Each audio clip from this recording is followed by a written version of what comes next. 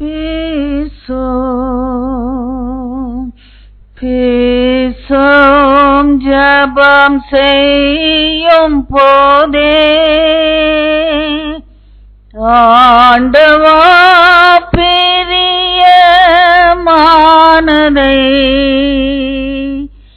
இப்போ காட்டும் செய்ய ஆயத்த ஆண்டவா பிரியமானதை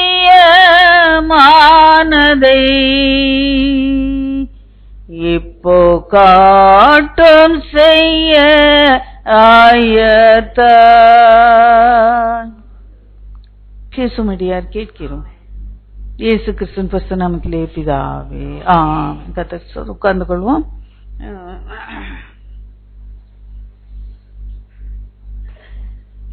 சங்கீதம் 126 நம்ம வாசித்தோம், யாருமா சேர்ந்து வாசித்தோம். 4ஆம் வசனத்தை ஆதாரமாய் கொண்டு நான் பேச விரும்புகிறேன். 4ஆம் வசனம் 126:4. கர்த்தாவே தெற்கத்தி வெள்ளங்களை திருப்புவது போல எங்கள் சிறையிருப்பை திருப்பும் என்று சொல்லி சங்கீதக்காரன் சொல்லுகிறார். அப்போ இந்த நம்முடைய சிறையிருப்புகளில் இருந்து நாம் திருப்பப்பட வேண்டியது மிக மிக மிக அவசியமாக இருக்கிறது. இந்த ஜெபத்தை கேட்டு, இந்த சின்ன ஜெபத்தை கேட்டு கர்த்தர் சிறையிருப்புகளை திருப்புகிறார். இன்றைக்கு நம்ம சிறையிருப்புகளை இருக்கும்போது நம்ம கர்த்தரை நோக்கி இப்படியான சின்ன ஜெபங்களை செய்யும்.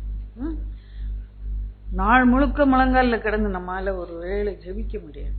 சின்ன சின்ன வசனங்களை சொல்லி நம்ம உட்காரும் போது, எந்திருக்கும் போது, படுத்திருக்கும் போது, வேலைகளை செய்யும் போது ஜெபிக்க கற்றுக்கொள்ளுங்கள். என் முழு ஜெபமும் அநேகமாக அப்படியாகத்தான் இருக்கும். அப்புறமா ஒரு நேரம் பிடிச்சி அப்புறம் கர்த்தருடைய காத்திருந்து ஜெபிப்பேன். பாருங்க, கர்த்தாவே தெற்கத்தி வெள்ளத்தை திருப்புவது போல, வெள்ளங்களை திருப்புவது போல எங்கள் சிறையிருப்பை திருப்பும் என்று இங்கே சங்கீதக்காரன் பாடுகிறார்.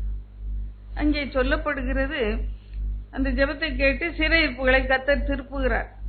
சீயோனின் சிறையிருப்பை கர்த்தர் திருப்பும் போது எப்படி இருந்துச்சான்? சொப்பனம் காணுகிறது போல நடக்குமா இது அப்படின்னு நினைக்கும் போது அது நடக்குது. அப்போ பெரிய ஆச்சரியம் அவங்களுக்குள்ளே. சொப்பனம் காணுகிறவர்கள் போல இருந்தா அப்படியா? இன்றைக்கு நம்முடைய வாழ்க்கையில அதிசயமாக இந்த காரியங்கள் சடுதியாய் நேரிடும்படியாய் செய்வார். இது என்ன நடக்குன்னே தெரியாது, அதுக்குள்ள அது நடந்து கர்த்தர் நம்முடைய கரத்துல அற்புதத்தை கொடுப்பார், அற்புதத்தை செய்வார். அப்போ அந்த ஜபிக்கும் போது, கூட்டங்களுக்கு புறப்பட்டு வரும்போது, உபவாசம் எடுக்கும் போது, நேரம் எடுத்து வேத்தை வாசித்து தியானிக்கும் போது நம்ம என்ன பண்ணுறோம்? கண்ணீரோடு விதை விதைக்கிறோம். கண்ணீரோடு விதை விதைக்கிறோம். இன்னைக்கு நம்ம வரும்போது எவ்வளவு பிரயாசப்பட்டு தான் வீட்டை விட்டு கிளம்பி வர முடியும். கண்ணீரோடு விதைக்கும் போது கம்பீரத்தோடு ஒரு நாளிலே நிச்சயமாக அறுவடை செய்வோம். எதை நினைத்து கொண்டு துக்கத்தோடு இன்னைக்கு வந்தீங்களோ, நீங்க கர்த்தருடைய சமூகத்துல அதை விதைச்சிட்டு போறீங்க. உங்க பாரங்களை விதைச்சிட்டு போறீங்க. கர்த்தருடைய கரத்துல உங்க காரியங்களை ஒப்பு கொடுத்து போறீங்க. கர்த்தர் நிச்சயமாக அதுக்கு கம்பீரமான முடிவை நம்முடைய வாழ்க்கையில உண்டு பண்ணுவார். பாருங்க, சிறையிருப்பை திருப்ப ஒரு தெய்வீக பலன் வேணும். அல்ல சில நேரம் நமக்காக கர்த்தர் அதை செய்து கொடுக்க யாரையாவது அனுப்புவார், தூதர்களை கூட அனுப்புவார், தாமே இறங்கி வருவார். நம்ம ஆதியாமத்தின் புஸ்தகத்தில் பார்க்கிறோம். ஆதியாமத்தின் புஸ்தகம் 14ஆம் அதிகாரம் 14, 15, 16 வசனங்கள் வாசிக்க. தன் சகோதரன் சிறையாக கொண்டு போகப்பட்டதை ஆபிரகாம் கேள்விப்பட்ட போது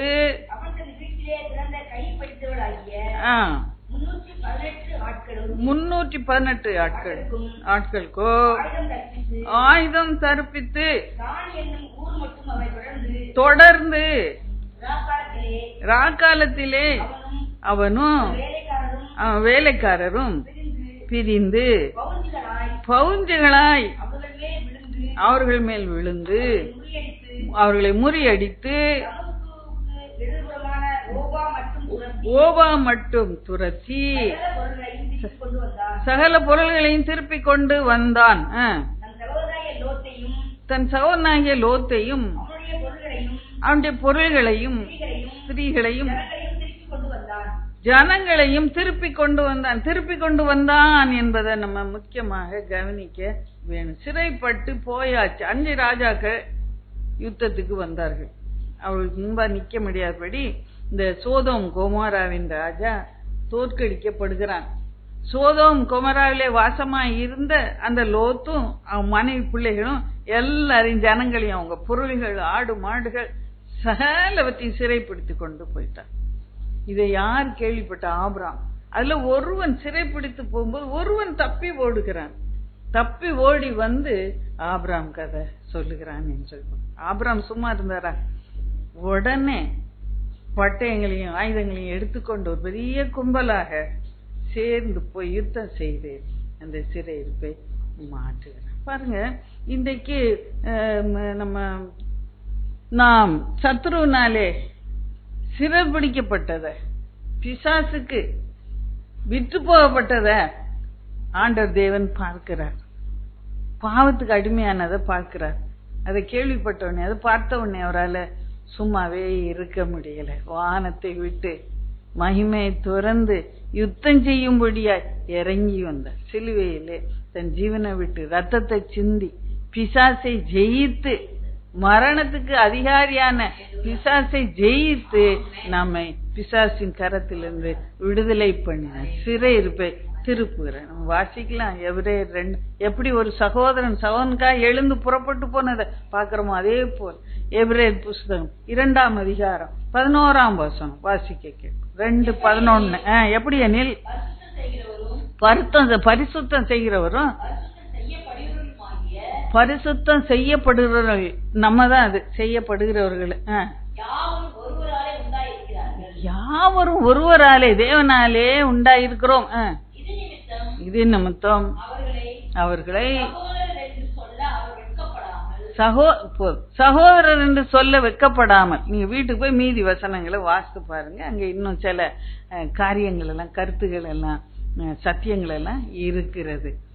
இப்ப சகோதரர் என்று சொல்ல வெட்கப்படாமல், இயேசு கிறிஸ்து சகோதரன் என்று சொல்ல வெட்கப்படலையா? என்ன சகோதரி என்று சொல்ல வெட்கப்படலையா? ஏன்னா தேவன் உண்டாக்கின, இயேசுவையும் உண்டாக்கினார், என்னையும் உண்டாக்கினார். அப்போ நம்ம எல்லாம் சகோதரர் என்று சொல்லப்படும். அவர் இயேசு ஒரு நாள் வெட்கப்படலை.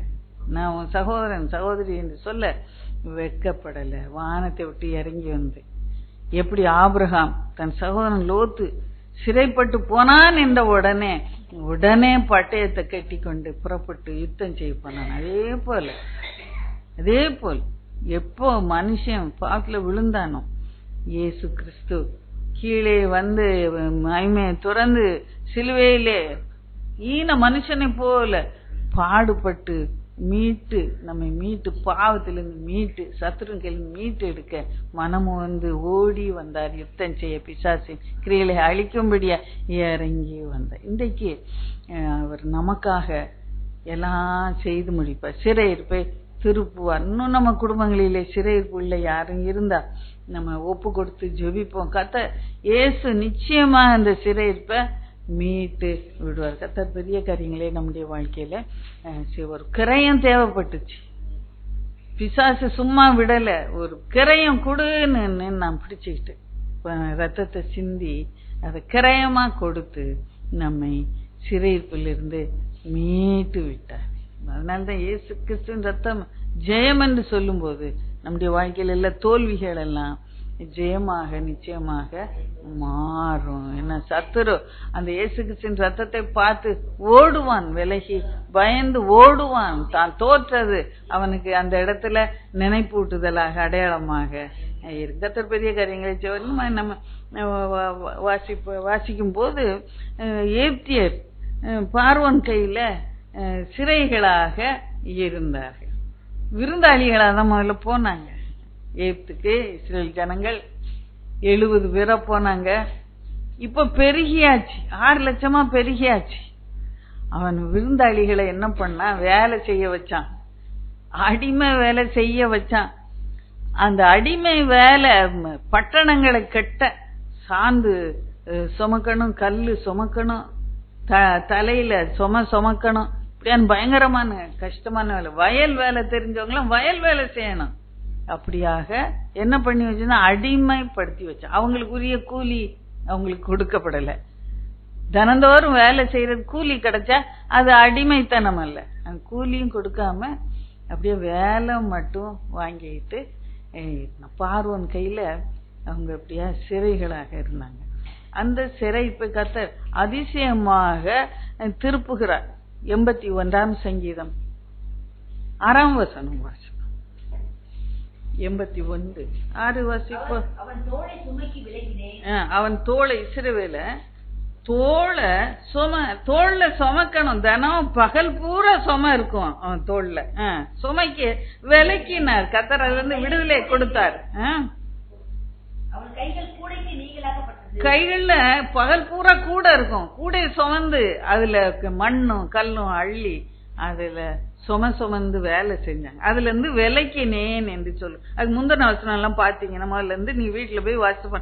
எகிப்துல இப்படியா கஷ்டப்பட்ட, நான் உன்னை விடுதலை பண்ணினேன் என்று சொல்லி சொல்லுகிறார். அப்போ 4 உபாகமம் 4:20 பாத்தீங்கன்னா தெரியும். எகிப்த ஆண்டவரே சொல்லுகிறாரு அது ஒரு இருப்பு காலவாய் என்று சொல்லுகிறார். அவ்வளவு வேதனைய அவர்கள் அனுபவித்தார்கள் இஸ்ரேல் ஜனங்கள். இருப்பு காலவாய்னா இந்த ஃபர்னஸ், அந்த இரும்பு ஓலை கொதிக்கும். நம்ம படங்களில பார்த்து இருக்கிறோம் இல்லையா, எப்படி இருக்கும் அது மாதிரி அவங்க அந்த ஒலையில கடந்து வெந்த மாதிரி, இரும்பு ஒலைக்குள்ள கடந்து வெந்த மாதிரி அவங்க. வாசிங்க 4:20.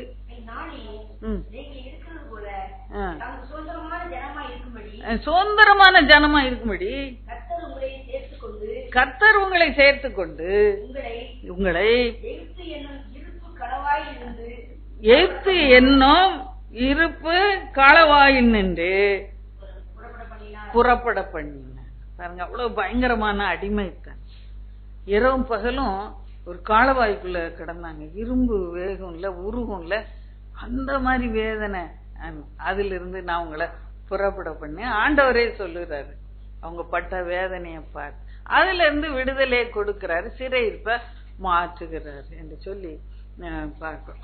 அப்போ பார்வோன்னு ரொம்ப போனோம், நாங்க கர்த்தரை ஆராதிக்க போனோம்னு சொன்ன போது, கேட்ட போது மோசே உத்தரவு கொடுத்தா, நான் இல்ல இன்னும் கடுமையாய் வேலை வாங்கினா, இன்னும் கடுமையாய் வேலை வாங்கினா. அவங்க செங்கல் செய்யறதுக்கு கட்டட வேலைக்கு அவங்களுக்கு சுட்டு எடுக்க, செங்கலை சுட்டு எடுக்க வைக்கோல் அவ்வளவு நாள் கொடுத்தான்.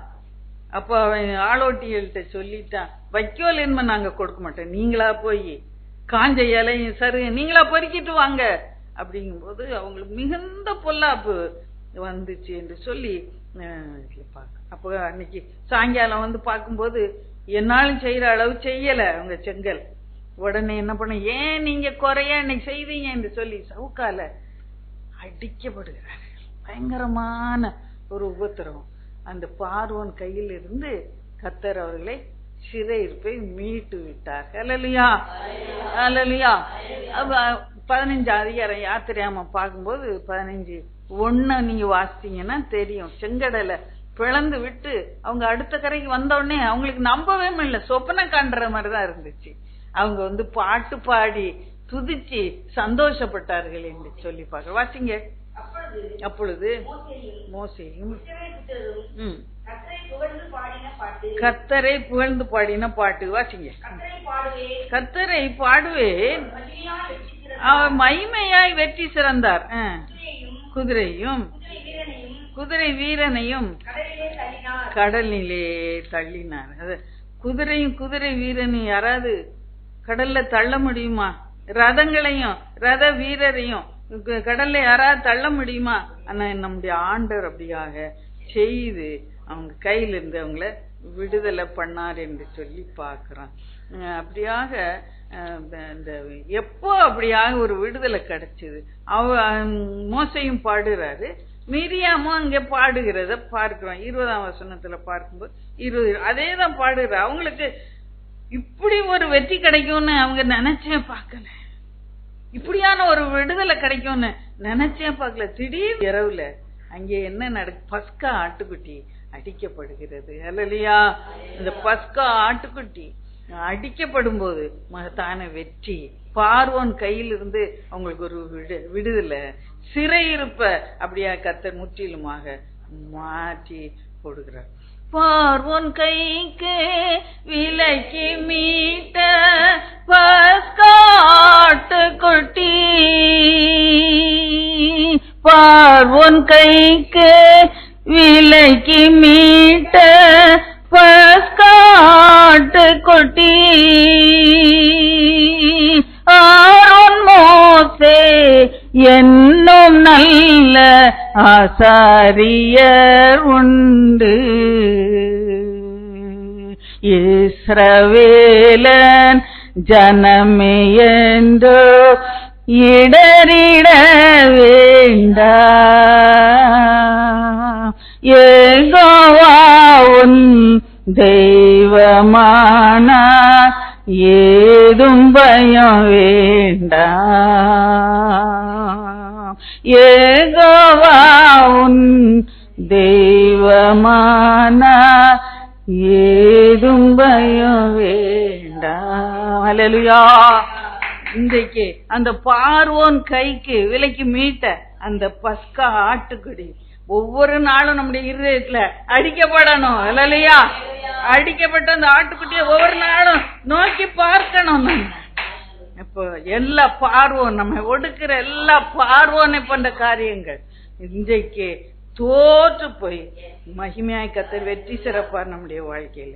நீ பயப்படவே வேண்டாம்.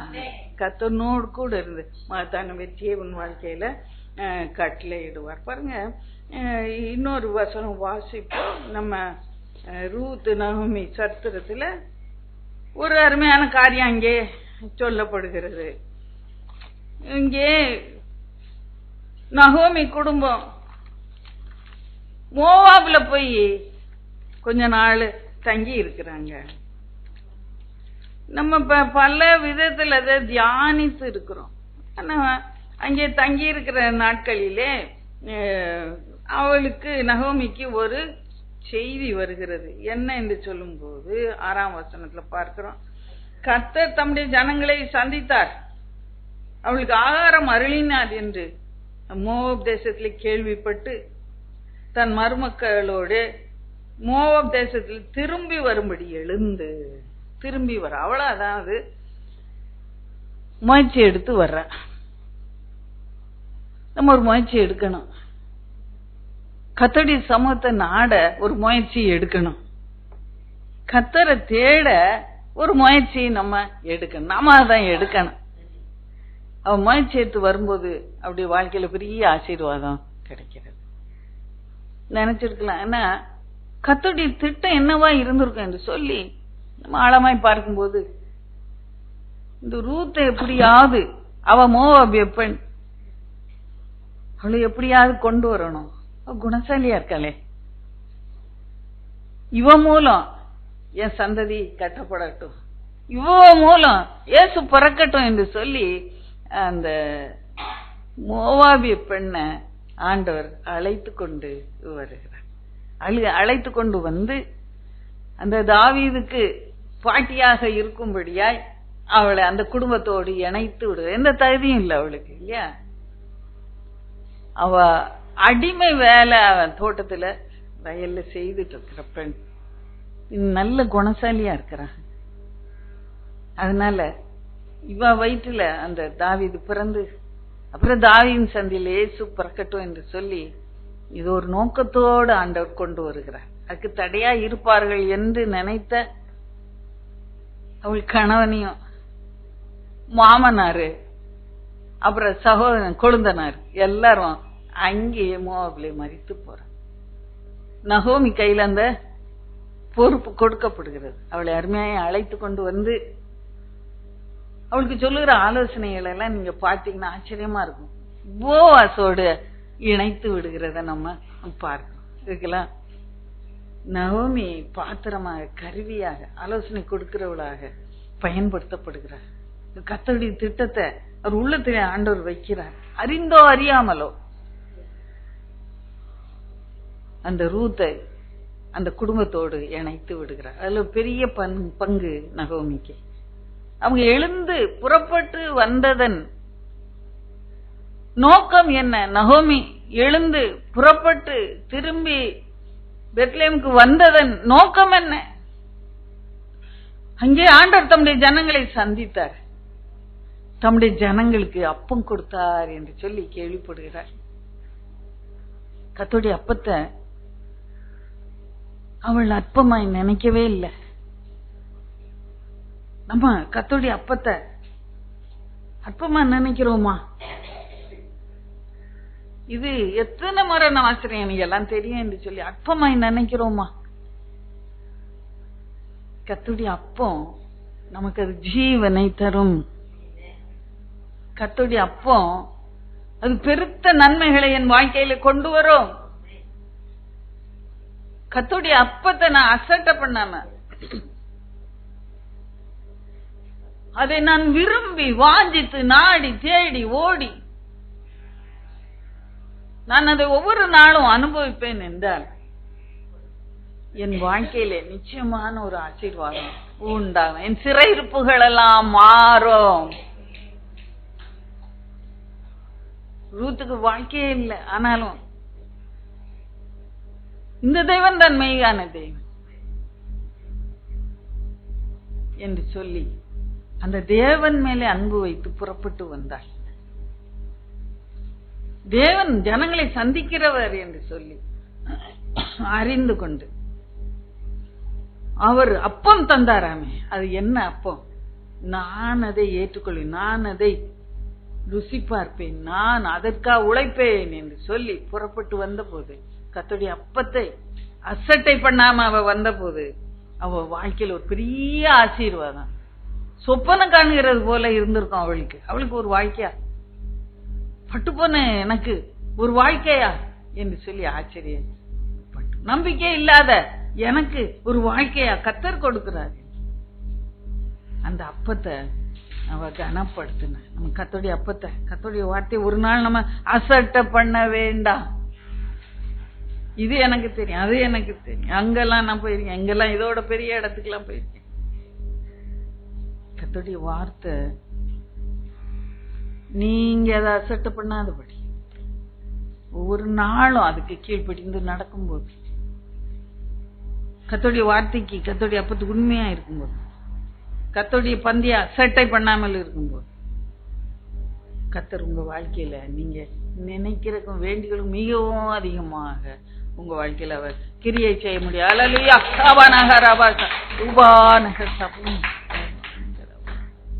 கர்த்தர் பெரிய காரியங்களை செய்வார், நம்முடைய சிறைப்புகளை எல்லாம் மாற்றுவார் நிச்சயமா.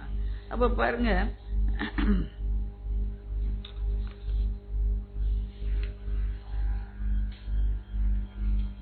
2 நாளாகமத்தின் புஸ்தகம் 36:22 வாசிப்போம். அங்கே இஸ்ரவேல் பாபிலோனிலே சிறைப்பட்டு இருக்கிறார்கள்.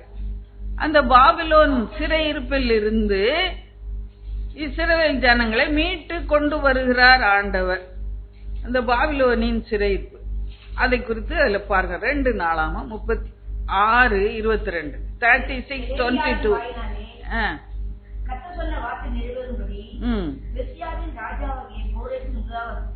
முதலாம் வருஷத்திலே பெர்சியாவின் ராஜாவாகிய கோரேசின் ஆவியை ஏவினதனாலே பரலோகத்தின் தேவனாய கர்த்தர் பூமியின் ராஜ்யங்களை எல்லாம் எனக்கு தந்தருளி யூதாவில் உள்ள எருசலேமிலே ஆலயத்தை கட்டுவிக்கும்படி. இங்க பாருங்க, ஏன் அங்க சிறையிருப்புக்கு இஸ்ரேல் ஜனங்கள் கொண்டு போகப்பட்டாங்க? யூதாவின் ஜனங்கள் ஏன் சிறையிருப்புக்கு பாபிலோனுக்கு கொண்டு போகப்பட்டார்கள் என்று சொல்லி பார்க்கும்போது, சுருக்கமா பார்ப்போம் என்றால் இந்த இடத்துல ஒரு வசனம் உண்டு.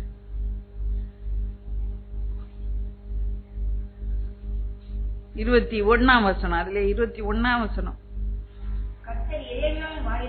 எரேமியாவின் வாயினாலே, அந்த நாட்களிலே எரேமியா தான் தீர்க்கதரிசியா இருக்கிறார்.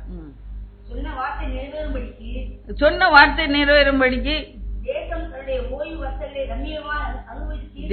தேசம் தன்னுடைய ஓய்வு வருஷங்களை ரம்மியமாய் அனுபவித்து தீரும் மட்டும் பாழாய் கிடந்த நாளெல்லாம், அதாவது 70 வருஷம் முடியும் மட்டும் ஓய்ந்திருந்தது. இதுல இருந்து நீங்க என்ன அறிந்து கொள்ளுகிறீங்க? இந்த இஸ்ரேல் ஜனங்கள் கர்த்தர் நியாயப்பிரமாணங்களை விட்டுறாங்க. முக்கியமான கர்த்தர் விரும்புற ஒரு நியாயப்பிரமாணத்தின் காரியம் என்ன? அந்த ஓய்வு நாளை அவங்க பரிசுத்தமா ஆச்சரிக்கணும்னு விரும்பினாரு. அது விவரமா இப்ப அதை பேசுறதுக்கு நேரம் இல்லை. அவங்க அந்த ஓய்வு நாளை அசட்டை பண்ணாங்க. கர்த்தருடைய காரியங்களை நம்ம எதுவுமே அசட்டை பண்ணக்கூடாது. நம்ம நினைக்கிறோம் மத்த மனுஷரை கூட நம்ம அப்படி பண்ண மாட்டோம். கர்த்தரை லேசா கர்த்தரு உபாசமா அது நடக்கும், அது பாட்டு எங்கேயாதுன்னு இருந்துடும். அந்த ஓய்வு நாளை கர்த்தர் ரொம்ப கண்ணும் கருத்தமா பாக்குறாரு. அத சரியா அவங்க அனுபவிக்கல. கர்த்தருடைய காரியங்களை நம்ம கரெக்டா அந்த காரியத்தை நம்ம செய்யணும். அநேக காரியங்களை கொடுத்துருக்க நான் சொன்னா அப்புறம் ரொம்ப கடினமா பேசுறாங்கன்றீங்க. நான் சொல்ல பயமா இருக்கு. வாயில நுனி நாக்கு வரைக்கும் நிறைய காரியங்கள் வருது. ஆனால் சொல்ல பயப்படுகிறேன். அப்போ என்ன பண்ற? நீ ஓய்வு நாளை அனுபவிக்கலையா? சரி, நான் உங்களெல்லாம் அடிமைப்படுத்தி சிறையா துரத்தி விட்டுறேன். அப்போ அந்த தேசம் அப்படியா ஓய்வு நாள்ல அமைதியா அது பாட்டுக்கு நான் விரும்புறபடி அந்த அமைதியும் பரிசுத்தம் அந்த இடத்துல நிலைத்திருக்கும் என்று சொல்லி இவங்க தீட்டுப்படுத்தின அந்த ஆலயத்தை அவர் உடைத்து போட்டு சிறையிருப்பாக கொண்டு போகிறார். அவர் பாக்குற சரியா 70 வருஷம். கர்த்தர் உண்மையுள்ளவர். அல்லேலூயா. நாம் உண்மை இல்லாதவர்களா இருந்தாலும் கூட என் தேவன் உண்மையுள்ளவர். அல்லேலூயா. நான் 70 வருஷம் கணக்கு வச்சனோ இல்லையோ, கர்த்தர் அந்த 70 வருஷம் கணக்கு வச்சு அது சிறையிருப்பா அப்படியா திருப்பி கொண்டு வருகிறார். அல்லேலூயா. கரங்களை தட்டி கர்த்தரை மகிமைப்படுத்தும். அல்லேலூயா.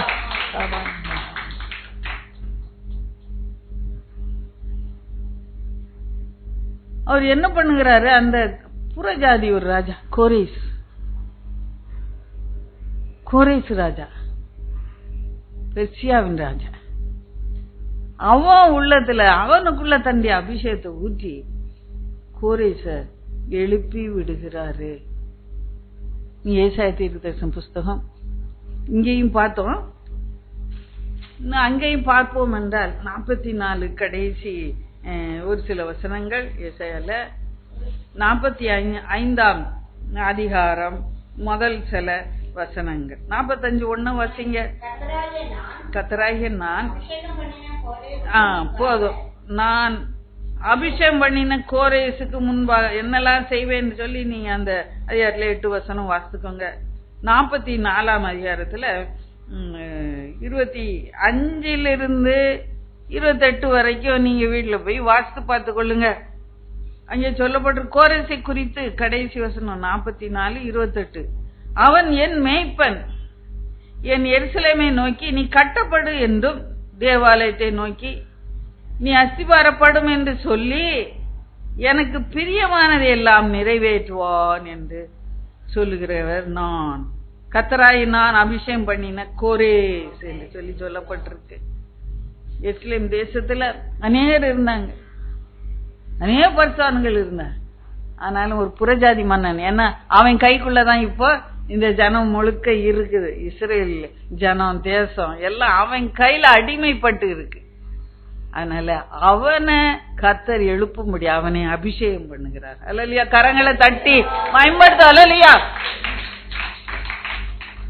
உன்னை விடுவிக்கும்படியாய் கர்த்தர் தம்முடைய அபிஷேகம் பண்ணனவர்களை பயன்படுத்துவார்.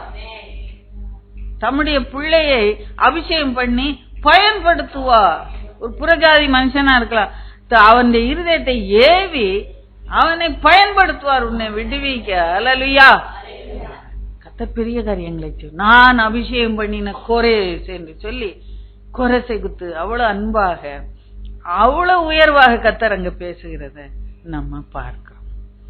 கோரேஸ் ஆவியை எப்படி எழுப்பினார் என்று சொல்லி பார்க்கும்போது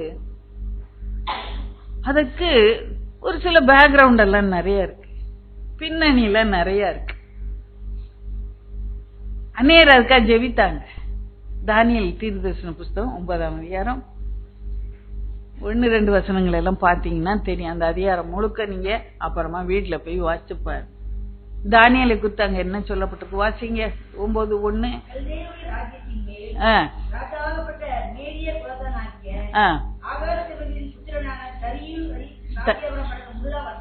தரியு இப்ப இன்னும் கோரேஸ் வரவே இல்லை, தரியு தான் இருக்கிறான். அப்போ தானியேல் தன்னை குறித்து சொல்லுகிறான், தானியேலாகிய நான் எருசலேமின் பால் கடிப்புகள் தீர 70 வருஷம் இந்த எரேமியா தீர்க்கதரிசி முதல்ல சொல்லிட்டாரு, 70 வருஷம் நீங்க இங்கதான் சிறையா இருப்பீங்க.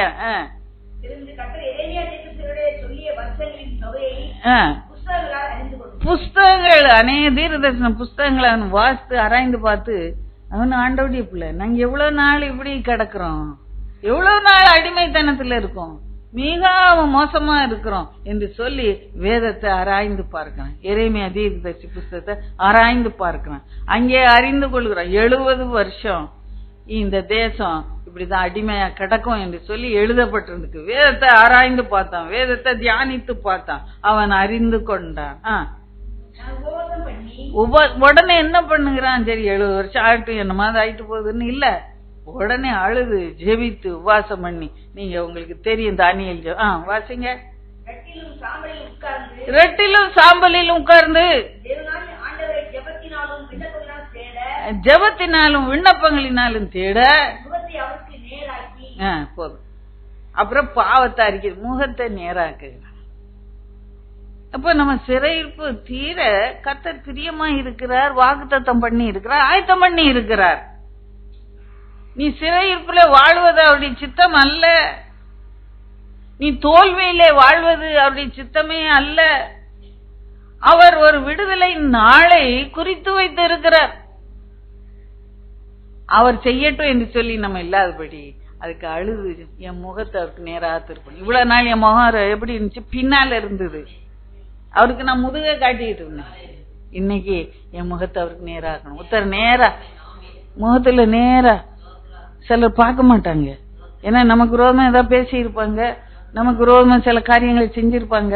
அதனால நம்மளை பார்த்த உடனே அவங்களுக்கு கூச்சமா இருக்கும், அதனால நம்மளை நேராவே பார்த்து பேச மாட்டாங்க. சிலர் பொய் சொல்லி இருப்பாங்க நம்மகிட்ட,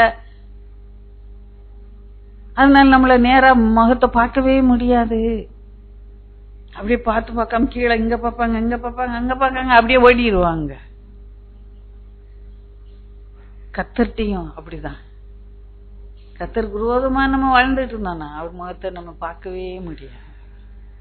இன்னைக்கு பாவத்தில் அறிக்கைட்டு விட்டுட்டு அவரை நான் முகத்தை நோக்கி பார்க்கணும். எனக்கு சிறையிருப்பு விடுதலை வேணும்னா அவர் விடுதலை தரேன்னு சொல்லி இருக்கிறார், விடுதலை ஆயத்தம் பண்ணி வைத்து இருக்கிறார், அதுக்காக திட்டங்களை எல்லாம் வைத்து இருக்கிறார். நான் அவர் முகத்தை நோக்கி பார்த்து உபாசித்து ஜெபித்து என் பாவங்களை அறிக்கையிட்டு, என் குடும்பத்தின் பாவத்தை அறிக்கையிட்டு, என் தேசத்தின் பாவத்தை அறிக்கையிட்டு நான் கெஞ்சி மன்றாட வேண்டியது அவசியமாயிருக்கு. அந்த அதிகாரம் முழுக்க நீங்க 9ஆம் அதிகாரம் முழுக்க நேரம் இருந்தா இன்னைக்கு மத்தியானம் வாசிப்பார். அப்ப இந்த விடுதலை வருது. கோரேசின் ஆவியை கர்த்தர் எழுப்பணும்னா என்னுடைய ஜெபமும் உபவாசமும் மிகவும் அதிகமா தேவைப்படுகிறது. நான் சாம்பல்ல உட்கார்ந்து அழுது ரெட்டுட்டி அழுது உபவாசி ஜெபித்து அப்படியே முகத்தை நான் நோக்கி பார்க்க வேண்டியது, பாவத்தை அறிக்கை செய்ய வேண்டியது அவசியமாக இருக்கு. அவர் சொன்னார் செய்யட்டும் என்று சொல்லி கேர்லெஸ்ஸா கவலையன்மா இருக்க முடியாது. நம்ம அந்தாடி கெஞ்ச வேண்டியது அவசியமா இருக்கு. அந்த விடுதலையில் பாத்தீங்கன்னா அதுக்குள்ள தானியேல் தீர்க்கதரிசி அந்த 70 வருஷம் வரைக்கும் அவர் உயிரோட இல்லை, வரும்போது வாலிபனா வந்தார். எவ்வளவு நாள் இங்க இருந்தாரோ நமக்கு தெரியும். அதுக்கப்புறம் 70 வருஷம் அவர் போறதுக்குள்ள அவரு அந்த சிறைக்குள்ள அவர் திரும்பின மாதிரி அதுல இருக்காரு. அதுக்குள்ள ஒரு வேளை பாபிலோன்ல மரித்து போயிருக்க கூடும்.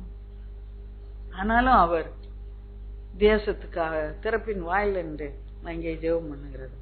கோரேசின் ஆவியை கர்த்தர் எழுப்பணும்னா இங்கே தானியேலுடைய ஜெபம் தேவைப்படுகிறதாக தற்செயல ஆண்டவர் எழுப்பல, அதுக்காக ஒரு ஜெபம் அங்கே ஏறெடுக்கப்படுகிறது. பாருங்க,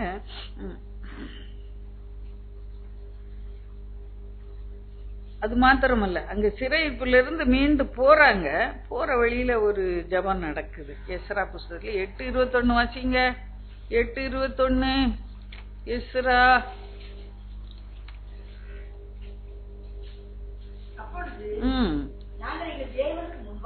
எங்கள் தேவனுக்கு முன்பாக எங்களை தாழ்த்துகிறதுக்கும் எங்களுக்காகவும் எங்கள் பிள்ளைகளுக்காகவும் எங்கள் சகல பொருள்களுக்காகவும் செவ்வையான வழியை தேடுகிறதுக்கும் அங்கே அகாவா நதி அண்டையிலே உபவாசத்தை கொஞ்சம் வழியிலே போறாங்க. அந்த என்ன ஒரு பெரிய ஒரு பாக்கியம்!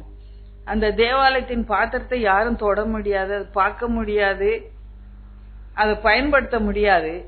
ஆனா சிறையிருப்பிலிருந்து விடுதலை பெற்றவங்க கையில அந்த பாத்திரங்களை கொடுத்து, இதெல்லாம் நீங்க தூக்கிட்டு போங்க எருசலேமுக்குன்னு கொடுத்து. அல்லேலூயா!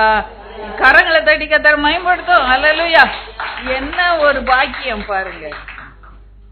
அதை தூக்கிட்டு தேவாலயத்தின் பாத்திரங்களை தூக்கி கொண்டு அங்கே அவர்கள் எல்லாரும் போறத பாக்குறோம். போற வழியில எஸ்ரா ஒரு காரியத்தை சொல்லுகிற 22ஆம் ஒரு வாசிங்க. 22 வழியிலே சத்துருவை விலக்கி எங்களுக்கு துணை செய்யும்படிக்கு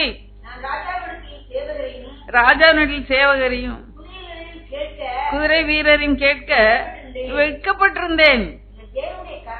தேவனுடைய கரம் தேடுற எல்லார் மேலும் அவளுக்கு நன்மையா இருக்கிறது என்று வல்லமையும் கோபமும் இருக்கிறது என்று சொல்லியிருந்தோம். அப்போ நாங்க உபவாசம் பண்ணி எங்க தேவனுக்கு அதை தேடினோம், எங்கள் விண்ணப்பத்தை கேட்டோம் சொல்லுகிறார். நாங்க போ அந்த நாட்களிலே பிரயாணக்காரர் மேல கொள்ளைக்காரர் வந்து விழுந்து பொருள் எல்லாம் புடுங்கிட்டு போயிடுவாங்க. அப்படியான பயங்கரமான பழைய ஏற்பாடு காலம் இப்ப கூட நடக்கு இல்லையா? அப்போ இவன் என்ன பண்ணுறான், ராஜாட்ட குதிரை வீரர் எல்லாம் கேட்டா பாதுகாப்புக்கு அனுப்பியிருப்பாரு. ஆனா எஸ்ரா சொல்லுறான், நாங்க ராஜாட்ட கேட்க வைக்கப்பட்டிருந்தோம். என்ன எங்க தேவன் நல்லவர், தம்மை தேடுறவர்களுக்கு அவர் பாதுகாப்பு கொடுப்பார் என்று சொல்லி இருந்தோம். அதனால இப்ப போய் எங்களுக்கு பாதுகாக்க குதிரை தரும், குதிரை வீரத்தான் கேட்டா வெக்கமா இருக்கு. எங்க தேவன் எங்களை காப்பாருன்னு சொன்னோம் நாங்க. அதனால என்ன பண்ணாங்க, அங்கேயே அந்த ஆற்றுக்கரையில உட்கார்ந்து உபவாசம் பண்ணி ஜெபம் பண்ணுகிறார்கள். அப்ப பாருங்க, அந்த சிறையிருப்பு திரும்பணும்னா என்னென்ன காரியங்கள்லாம் அங்கே செய்யப்படுகிறது. எத்தனை பேர் இருக்கா ஜெபம் பண்ண. கர்த்தர் கோரை சாவியை எழுப்பணும்னா உங்க ஜெபம் இன்றைக்கு அவசியமாக இருக்கிற. கரங்களை தட்டி கர்த்தரை பயன்படுத்த. அல்லேலூயா! கர்த்தருடைய வாக்குத்தத்தம் இருந்தாலும் கூட எனக்கு நான் ஜெபித்து அவர் நோக்கி பார்க்க அவசியமாக ஒரு நேரம் ஜெபம் தளரவே விட்டுறாது. ஜெபத்தை இன்னுமா கூட்டுங்க. வேத வாசிப்ப தளர விட்டாது. வேத வாசிப்ப இன்னும் அதிகமா கூட்டி கொடுங்க. கர்த்தர் நம்முடைய சிறையிருப்புகளை எல்லாம் மாற்றி போடுவார். நான் இன்னும் சிறையிருப்புல இருக்கிறேனே என்று சொல்ல வேண்டும். கர்த்தர் கோரேசின் ஆவியை எழுப்பி, ஆவியானவரை எழுப்பி உனக்கா யுத்தம் செய்து உனக்கு நன்மைகளை கொடுப்பார், உன்னையும் குடும்பத்தையும் பாதுகாப்பார் என்று பாருங்க. இன்னுமாய் நம்ம பார்க்கும்போது அடுத்தபடியாக தாவீது ராஜாவை குறித்து ஒரு சில வசனங்கள் நான் சொல்ல விரும்புகிறேன். 42ஆம் சங்கீதத்திலே பார்க்கும்போது அவர் சொல்லுகிறார், ஒரு நாளிலே தேவாலயத்துக்கு ஆராதனை செய்யற ஜனங்களோடு ஒன்றாய் சேர்ந்து இணைந்து போவேன், ஆடலும் பாடலும் துதியோடு போவேன். இன்னைக்கு நான் இந்த சவுல் ராஜாவினாலே துரத்தப்பட்டு திரிகிறபடினாலே இரவும் பகலும் கண்ணீரே எனக்கு உணவாயிட்டு சொல்லு. நான் யோர்தான் தேசத்துல இருக்கேன் ஆண்டவரே, தேவனுடைய ஆலயத்துக்கு வர முடியாது. நான் சிறுமலையில இருக்கிறேன், ஆனா அங்க இருந்து உம்மை துதிக்க. 42ஆம் சங்கீதத்துல நீங்க பாத்தீங்கன்னா பகலும் ராத்திரியும் அந்த சவுல் ராஜாவால துரத்தப்பட்டு அங்கேயும் எங்க ஓடுறேன், எனக்கு உம்முடைய ஆலயத்துக்கு வர முடியல என்று சொல்லி துக்கத்தோடு அவன் அங்கே அழுது புலம்புவதை பார்க்கணும். ஒரு கட்டத்துல சரியா தானே சொன்னீங்க, என்ன ஒரு மாதிரி எல்லாரும் முழிக்கிறீங்க, அங்க பாக்குறீங்க இங்க பாக்குறீங்க இங்க பாக்குறீங்க, பார்த்தா எனக்கு பயமா இருக்கு, நான் என்ன தப்பா சொல்லிட்டேனா அப்படின்னு சொல்லி. இப்போ வாசிங்க, அவன் ஏன் கர்த்தரை அப்படியா தேடி அங்க கர்த்தருடைய சமூகத்துல நின்று ஆராதிக்கணும் என்று கேட்கிறான்னு சொல்லி பார்க்கும்போது 1 சாமுவேல் 26:19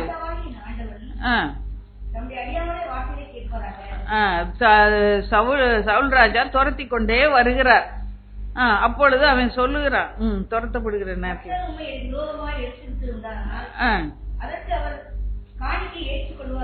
சரி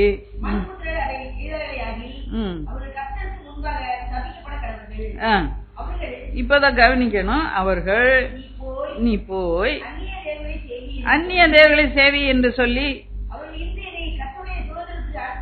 இன்று என்னை கர்த்தருடைய சுதந்திரத்துக்கு அடுத்தவனா இராதபடி துரத்தி விட்டார்களே என்று சொல்லு. பாருங்க, கர்த்தருடைய தேசத்துக்கு அவன் வருகிறதுக்கு ஒரே ஒரு ரீசன் சொல்றான். நான் ஏன் கர்த்தருடைய சமூகத்துக்கு வரணும்னா, என்னை துரத்தி விட்டாங்கன்னா நம்ம தொழுது கொள்ள முடியாது, ஆலயத்துக்கு வர முடியாது, நான் போய் அந்நிய தேவனை சேவிக்க வேண்டியதாயிடும். முடிய சுதந்திரத்துக்கு நான் இல்லாதபடி, நான் இஸ்ரேல் ஜனத்துல ஒரு நபரா இல்லாதபடி என்னை துரத்தி விடுறாங்க. அவனுடைய வாஞ்ச அது ஒண்ணுதான். நான் எல்லாத்தையும் இழந்து போனேனே, என் குடும்பம் இல்லையே, எனக்கு நல்ல ஆகாரம் இல்லையே, எனக்கு நல்ல வசதி இல்லை வாழ்க்கையில என்று சொல்லி கேட்டானே இல்லை, என்ன அந்நிய தேவனை போய் சேவின்னு அந்நிய தேசத்துக்கு என்னை துரத்தி விடுறான். உடைய சுதந்திரம் என்று சொல்லும் போது இஸ்ரேல் தேசம் அது அவங்க பங்கு, அதுல இராதபடி என்னை துரத்தி விட்டாங்களே என்று சொல்லி அதை ஒன்ற வாஞ்சையாக வைக்கிறத பார்க்கிறோம். அப்ப பாருங்க, அவன் இழந்து போனதை திருப்பி கொண்டான கர்த்தருடைய ஆலயத்துக்கு மறுபடியுமாய் வரும்படியா, கர்த்தருடைய கூடாரத்தை அவன் கெட்டும்படி ஆயத்தப்படுத்தும்படியா கர்த்தர் அவன் கையை பலப்படுத்தினார். ஹல்லேலூயா. மறுபடியும் இஸ்ரவேல்ல ஒன்றாய் அவன் வாழத்தக்கதா கிருபைச்சா. இன்னுமா அவனுடைய வாஞ்சையை பார்க்கும்போது அப்சலோமினாலே துரத்தப்படுகிறத பார்க்கிறோம். ஒரு வருஷம் இது சவுல்னாலே துரத்தப்படுறது. அப்போ பார்க்கும்போது 2 சாமுவேல் 15:25 ராஜா சாதோக்கை நோக்கி தேவனுடைய பெட்டியை நேரத்துக்கு திரும்ப கொண்டு போ, கர்த்தருடைய கண்களில் எனக்கு கிருபை கிடைத்ததானால் அதையும் அவர் வாசஸ்தலத்தையும் காணும்படியாக என்னை திரும்ப வர பண்ணுவார். பாருங்க, அந்த மலையில ஏறி வெறுங்காலாய் அழுது கொண்டு முகத்தை மூடி ஓடுகிறான். அப்சலோம் ஜனங்கள் வந்து விடுவாங்க என்று சொல்லி பயந்து தேசத்தை விட்டு தப்பி ஓடுகிறான். அப்ப அந்த மலை உச்சியில ஏறி நின்று கடைசியா ஒரு நேரம் எருசலேமை பார்க்கிறான்.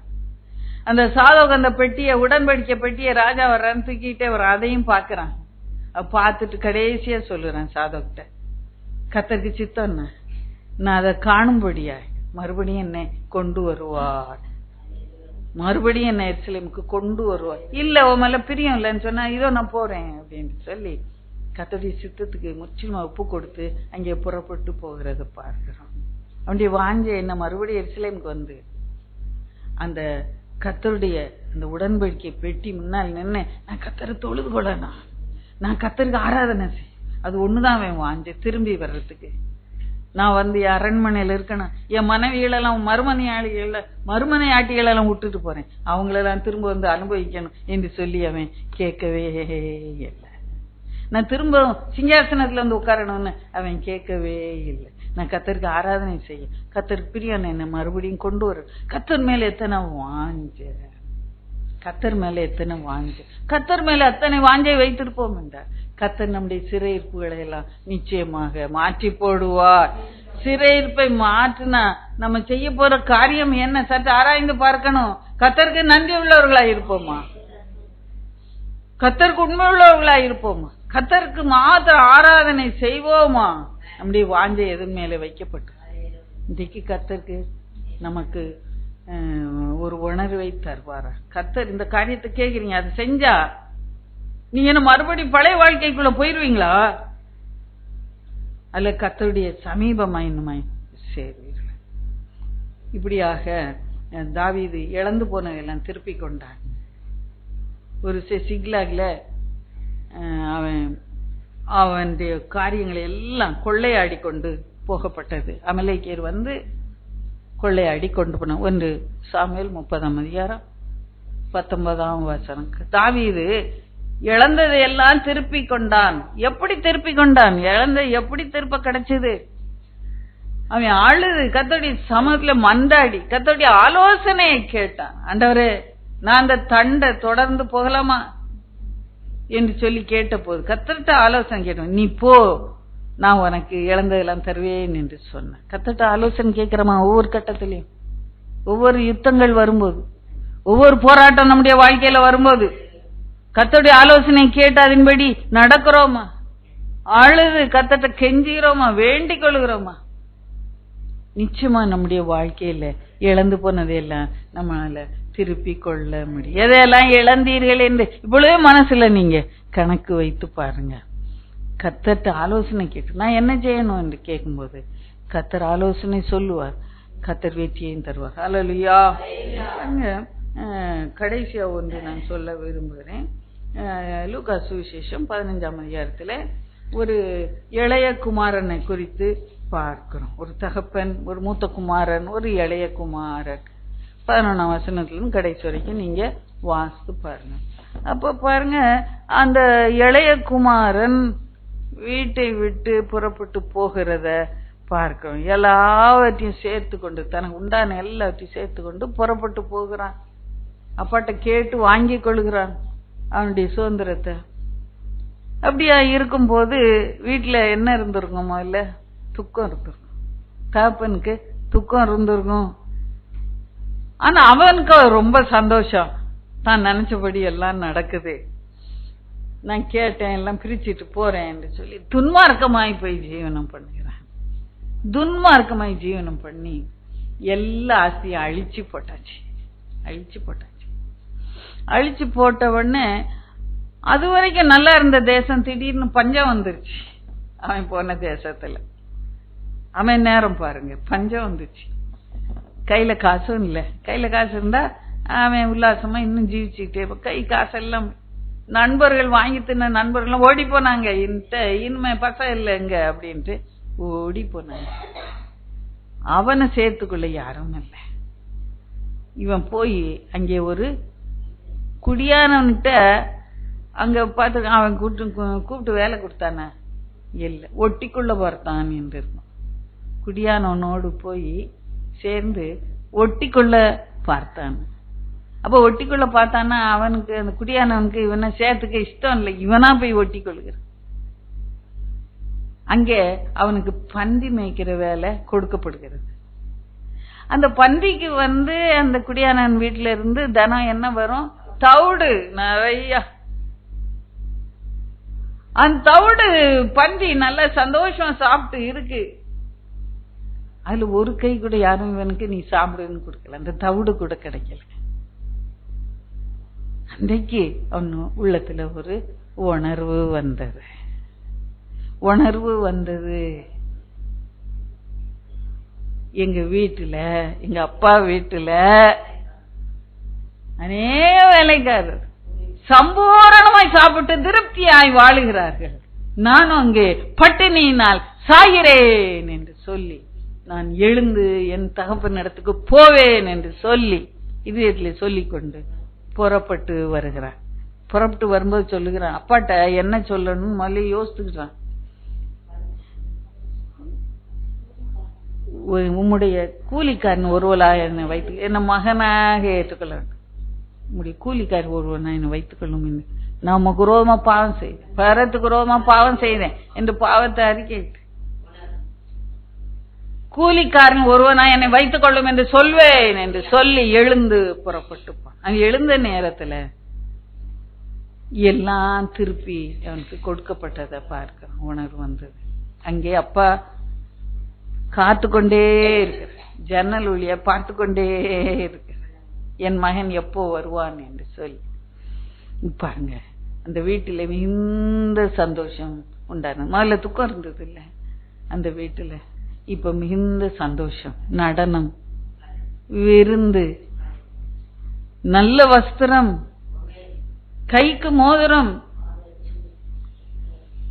அந்த மோதிரத்தெல்லாம் ஒன்னொன்னா வித்து வித்து வித்து வித்து தான் சாப்பிட்டு நண்பர்களையும் திருப்தி பட்டோம். இப்ப புது மோதிரம், புது பாதரட்ச, எல்லாம் அவனுக்கு புது வஸ்திரம், உயர்ந்த வஸ்திரம், கொளுத்த கந்தை, தவிடு கூட கிடைக்காத அவனுக்கு கொளுத்த கந்தை அடுப்பித்து அவனை சந்தோஷப்படுத்துகிறார். நடனக்காரிகளை நடனம் பண்ணி சந்தோஷம். நம்ம குடும்பங்களில் கூட இப்படியாக ஜனங்கள் உண்டு. காணாமல் போன ஆட்டை போல கர்த்தருடைய அன்பை உணராத ஜனங்கள் உண்டு.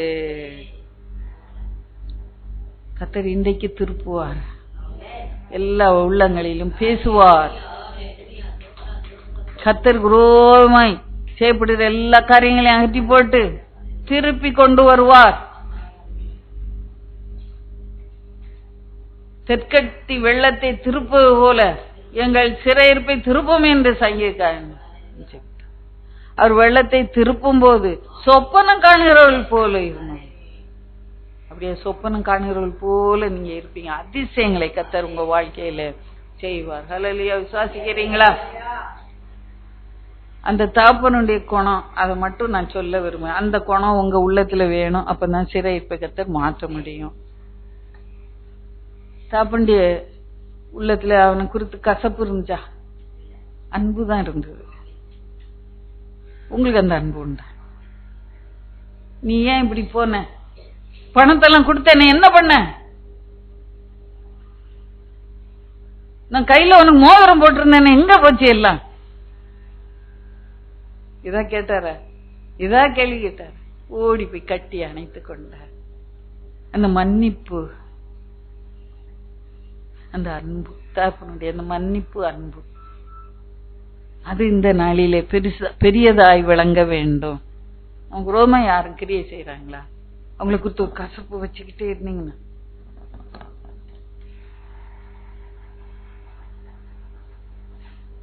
அவங்களை குறித்து அன்பே இல்லாம இருந்தீங்கன்னா இந்த காரியம் நடக்கவே நடக்க.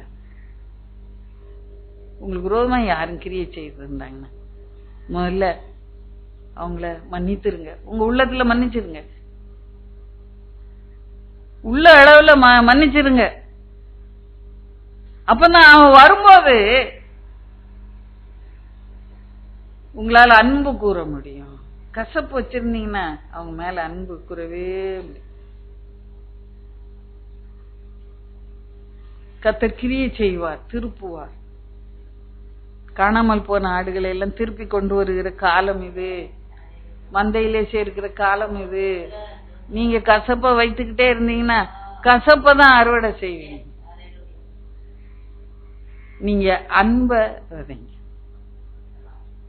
கர்த்தர் கிரியை, கோரேசின் ஆவியை கர்த்தர் எழுப்புவார், உனக்காக எழுப்புவார்.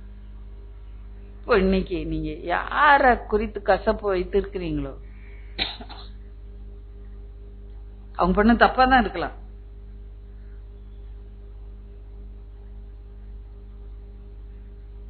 நீங்க அவங்கள மன்னிக்க சித்தமா இருங்க.